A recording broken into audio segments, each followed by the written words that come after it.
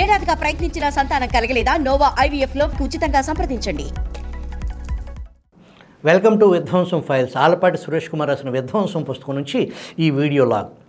Jio number 1పై చర్చ చాలానే జరిగింది. నిజానికి ఇలాంటి జియోకు స్పందనగా చర్చ ఎంత ముఖ్యమో కార్యాచరణ కూడా అంతే ముఖ్యం. కానీ ఆ రెండవది కనబడలేదు. ప్రజల హక్కుల కోసం రోడ్లపైకి వచ్చే పౌర సమాజం ఆంధ్రప్రదేశ్లో కొరవడిందన్న బాధాకరమైన సంగతి ఈ జియో నెంబర్ 1 మరోసారి గుర్తు చేసింది. జియోను సస్పెండ్ చేస్తూ ఏపీ హైకోర్టు న్యాయమూర్తి అన్న మాటలు అది ఎలాంటిదో సూక్ష్మంగా చెబుతాయి. 1861 నుంచి అమల్లో ఉన్న పోలీస్ చట్టాన్ని ఉపయోగించి బ్రిటిష్ పాలకులే ఇలాంటి జీవో తీసుకురాలేదు. తెస్తే స్వతంత్ర ఉద్యమం జరగటానికి అవకాశమే లేదు. 75 ఏళ్ల స్వతంత్ర భారతంలో కూడా ఇలాంటి జీవో రాలేదు. మనం ఏ రోజుల్లో ఉన్నామో అర్థం కావటం లేదు. రాష్ట్రంలో అన్ని రకాల రహదారులపై సభలు, ర్యాలీలు నిషేధిస్తూ హోంశాఖ అర్ధరాత్రి జీవో జారీ చేసిన నల్ల జీవో ఇది. చంద్రబాబు పాల్గొన్న కందుకూరు, గుంటూరు సభల్లో జరిగిన ప్రాణ నష్టాన్ని దానికోసం సాకుగా తీసుకున్నారు.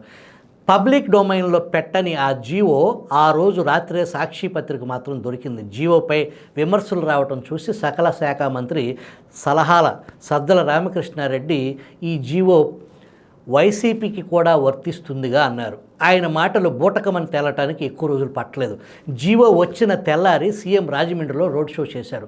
ఒక్కరోజు తేడాతో కుప్పంలో ప్రతిపక్ష నేత చంద్రబాబు రోడ్ షోను పోలీసులు అడ్డుకున్నారు. తర్వాత రోజుల్లో వైసీపీ వారు యథేచ్ఛగా ఊరేగింపులు, సభలు నిర్వహించుకున్నారు. విజయనగరంలో వైసీపీ భారీ ర్యాలీ నిర్వహించింది. మంత్రి ఆదిమూలం సురేష్ ఒక ర్యాలీ తీశారు. రాజానగరంలో భారీ ర్యాలీ జరిపారు. అదే టీడీపీ ర్యాలీల దగ్గరికి వచ్చేసరికి అనుమతి లేదంటూ అడ్డుకున్నారు. నంద్యాలలో భూమా నాగిరెడ్డి జయంతి సభను అడ్డుకున్నారు. రాష్ట్ర వ్యాప్తంగా చాలా చోట్ల ఇలానే జరిగింది. దాంతో ప్రభుత్వ కుట్రలో భాగంగానే కందుకూరు, గుంటూరు ఘటనలు జరిగినట్లు అనుమానించాల్సి వస్తుందని టీడీపీ వ్యాఖ్యానించింది.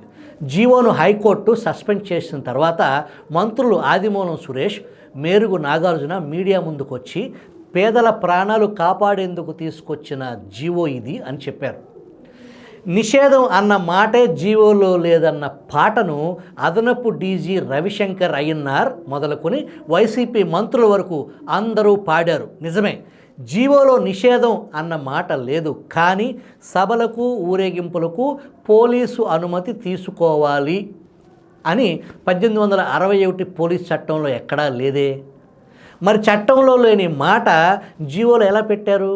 సభలు, సమావేశాలు, ర్యాలీలు జరుపుకోవటం, అక్కడ మాట్లాడుకోవటం ఈ దేశ ప్రజలకు రాజ్యాంగం ద్వారా సంక్రమించిన హక్కులు. ఆ హక్కులు హేతుబద్ధమైన మినహాయింపులు ఉన్నమాట నిజమే, కానీ గంపగొత్త నిబంధనలు అడ్డు రావటం కుదరదు. అడ్డుకోవటం 1861 చట్టం ప్రకారం ఏదైనా సందర్భంలో పోలీసులు ఒక సభను అనుమతించకూడదు, కానీ క్రమబద్ధీకరించాలనే కానీ అనుకుంటే నిర్వాహకులకు అందుకు గల కారణాలు వివరిస్తూ నోటీస్ ఇవ్వాలి. అదే చట్టం కింద జారీ చేసిన జియో నెంబర్ 1 ప్రకారం మాత్రం నిర్వాహకులు తమ సభకు, ర్యాలీకి ఎందుకు అనుమతి ఇవ్వాలో వివరిస్తూ పోలీసులకు వినతిపత్రం సమర్పించాలి. తేడా అర్థమైంది కదా. చట్టం ప్రకారం అనుమతి ఇవ్వకపోవటం సాధారణానికి మినహాయింపు, జియో ప్రకారం అనుమతి ఇవ్వటం సాధారణానికి మినహాయింపు. ఇది కూడా అత్యంత అరుదైన మినహాయింపు. చావుల్ని అడ్డం పెట్టుకొని తలకిందుల అన్వయంతో జీవో జారీ చేసి నిషేధం అన్న మాట లేదు కదా అని బుకాయించడాన్ని ఏమనాలి? చావు తెలివితేటలు అనాలి. రాష్ట్రంలో వైసీపీ పాలన వచ్చిన తర్వాత పోలీస్ శాఖ వారు రిమాండ్ రిపోర్ట్లు, ఛార్జ్షీట్లు రాయటానికి వారు అనధికారికంగా పెట్టుకున్న న్యాయవాదుల బృందం వారు ఈ రకమైన తెలివితేటలు చాలాసార్లు ప్రదర్శించారు. న్యాయస్థానాల్లో ఎన్నిసార్లు మొట్టికాయలు తిన్నా సిగ్గు రాలేదు. ఈ జీవోను భోగి పండగ రోజున టీడీపీ కార్యకర్తలు భోగి మంటల్లో తగలబెట్టారు.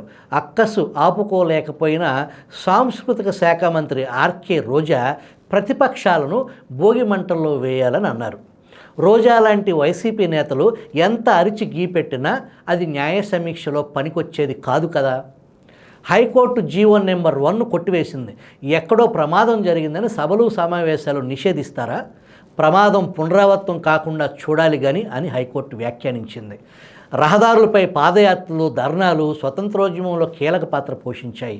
సభలు, సమావేశాల నిర్వహణ ప్రజల ప్రాథమిక హక్కు, దశాబ్దాల న్యాయస్థానాల నిరసన హక్కును గుర్తించాయి. ఈ జీవో ఆ హక్కును హరిస్తుంది అని హైకోర్టు పేర్కొంది. చట్ట ప్రకారం జీవో 1పై మార్గదర్శకాలు రూపొందించుకోవచ్చు అన్న హెడ్లైన్తో సాక్షి ఈ వార్త ప్రచురించింది.